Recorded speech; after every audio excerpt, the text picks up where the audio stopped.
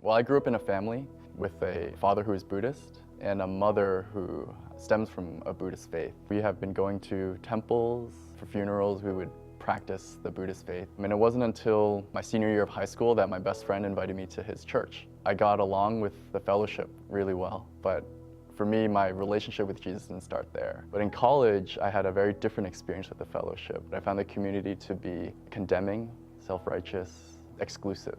I was searching for some way to figure out some sort of objective truth, but the more truth claims that Christianity made, the farther I strayed away from it.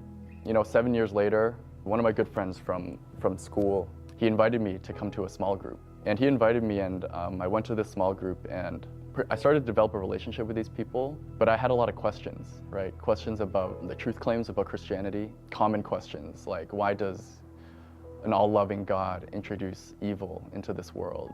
And I started to realize a lot of the contradictions in my life, especially in my beliefs. And the more and more I studied and looked into the Christian faith, the more how I realized it was centered around this figure who is Jesus Christ. And so I wanted to get to know who he was. So one thing that paralyzes, I think, me and a lot of people is fear. This idea that maybe we're not good enough, maybe if we're not good enough, then we won't be loved. But the amazing message of the Bible is that, God knows us fully and loves us fully. The certainty and the connection and the love is already taken care of, right? That frees us to be able to do so many things that fear would hold us back from. And I realized that one of the biggest things when it comes to abolishing that fear for myself personally was to focus upon gratitude. Understanding that Jesus and God gave us this life has been one of the biggest gifts ever. And so baptism for me means I am being born as a baby Christian. I believe it's, God giving me the ability to come into his family.